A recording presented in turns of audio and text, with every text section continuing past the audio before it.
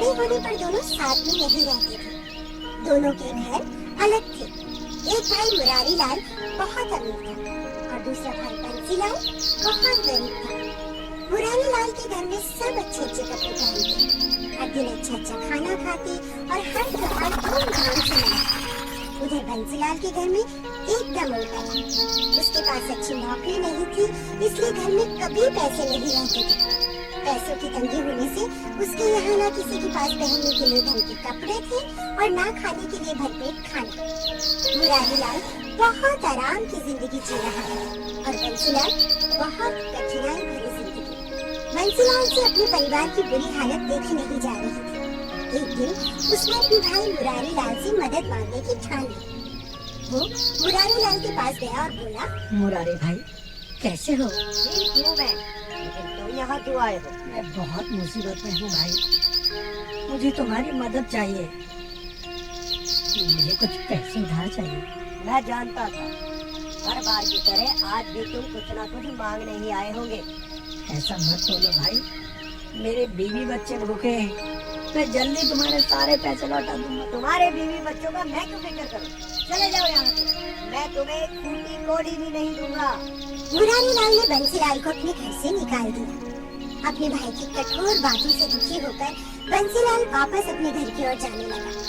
रास्ते में उसने देखा कि एक बहुत बूढ़ा आदमी लकड़ियों का बड़ा गड्ढा उठाने की कोशिश कर रहा है।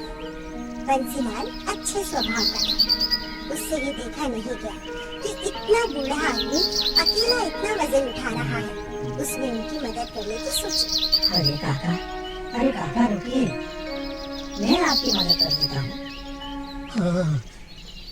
धन्यवाद, मुझसे भारी वजन उठाया ही नहीं जा रहा है।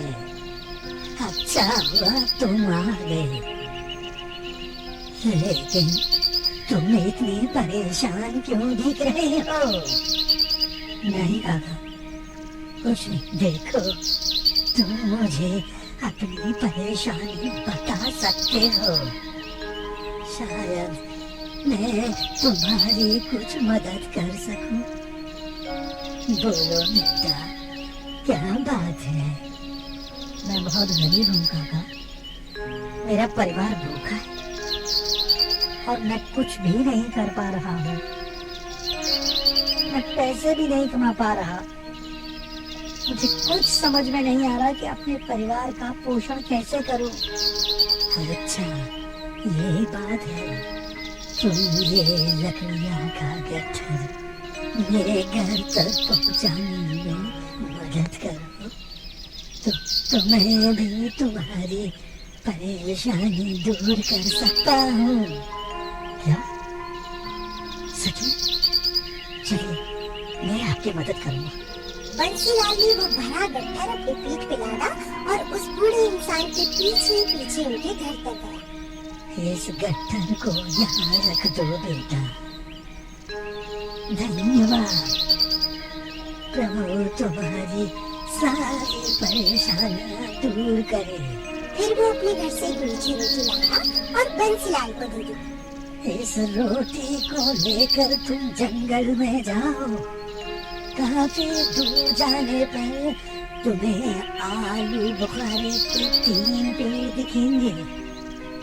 उन पेड़ों के पीछे एक छोटा सा पहाड़ है और पहाड़ के ऊपर एक छोटी सी झोपड़ी।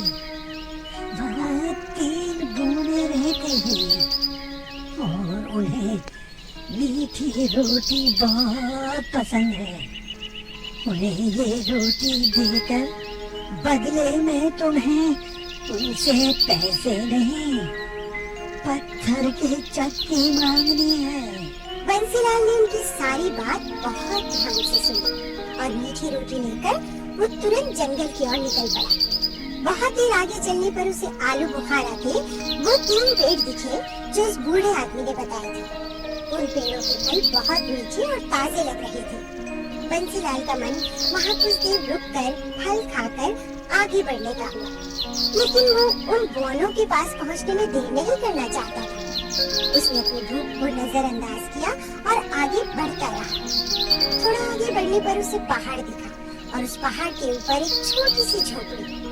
झोपड़ी देखकर बंसीलाल खुश हो गया और एक नई फुर्ती के साथ वो आगे बढ़ने लगा। वो झोपड़ी के अंदर गया और उसने देखा वहाँ 3 बौने थी। बूढ़े आदमी की सारी बातें सच थी। वो पहले से ही मन उस बूढ़े आदमी का धन्यवाद करने लगा। बंसीलाल ने पहले कभी बौने नहीं देखे थे। उन्हें देखते ही वो थोड़ा उत्साहित हो गया।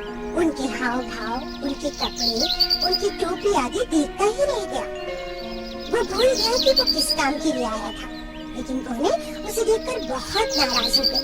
लेकिन बंसीलाल अपने उत्साह में उनका गुस्सा देख ही नहीं पाया। अचानक बौना बोला, कौन हो तुम? अंदर कैसे आ गए? बंसीलाल अचानक उनकी आवाज सुनकर सहम गया और होश में आया। मैं बंसीलाल। कौन बंसीलाल? हम किसी बंसीलाल को नहीं जानते। तुम जरूर कुछ चुराने आए हो। इसे पकड़ के बांध देना चाहिए। ये सुनते ही बंसीलाल डर गया और उसके हाथ से वो मीठी रोटी नीचे गिर गई। नहीं, मैं कोई चोर नहीं हूँ। मैं तो ये मीठी रोटी देखते ही बौनों का गुस्सा कुछ इस तरह गायब हो गया जैसे बारिश के बाद गर्मी गायब हो जाती है। अरे, इसके पास मीठी रोटी है। हमें मीठी रोटी बहुत पसंद है। क्या ये तुम हमारे लिए लाए हो? हाँ, मैं ये आपके लिए ही लाया हूँ। लेकिन मैं ये बेचने के लिए लाया हूँ। कोई बात नहीं, हम इसे खरीदेंगे। तुम्हें इसके बदले में क्या चाहिए? तुम जो चाहो ले सकते हो। धन्यवाद। मुझे इसके बदले में पत्थर की चक्की चाहिए। हमें मंजूर है। ये लो चक्की।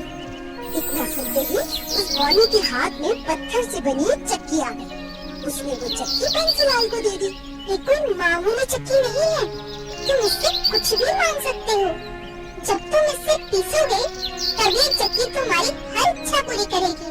लेकिन एक बात का विशेष ध्यान रखना, काम हो जाने पर इस चक्की को एक लाल कपड़े से ढक देना, जिससे ये चक्की रुक जाएगी।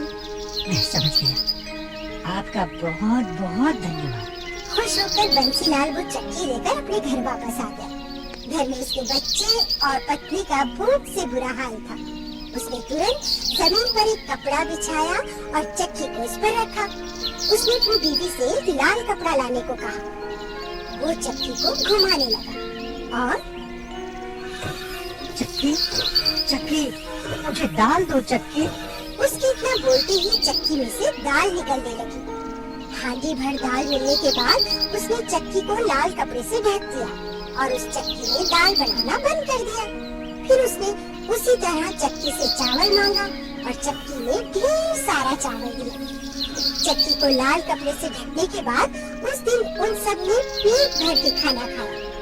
वो अब हर दिन उस चक्की से नई नई चीजें मांगने लगा। कभी आटा, कभी चावल, कभी बाजरा, मसाले इत्यादि।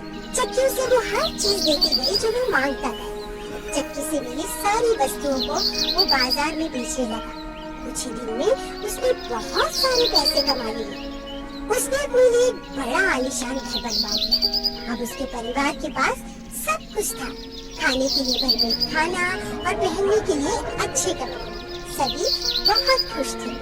उनकी ये खुशी लेकिन 3 साल से देखी नहीं जा रही थी। मुरारी लाल को उसकी खुशहाली देखकर जलन होने लगी। कुछ दिन पहले तो ये मेरे पास उधार पैसे मांगने आया। इतनी जल्दी ये अमीर कैसे हो गया? इसका पता तो लगाना ही पड़ेगा। जरूर कोई चक्कर है। ऐसा सोचकर एक दिन वो अपने भाई बंसीलाल के घर में चुपके से घुस गया। थोड़ी ही देर में उसे चक्की के बारे में पता चल गया। अगले ही दिन उसने उस जादुई चक्की को चुरा लिया और अपने परिवार के साथ गांव छोड़ने की ठान ली। चक्की लेकर वो गांव से निकल पड़ा। वहाँ पास ही एक सागर था जो उसे पार करना था। वो सभी नाव में बैठकर सागर पार करने लगे। बीच रास्ते में ही उसने उस चक्की को चलाना चाहा।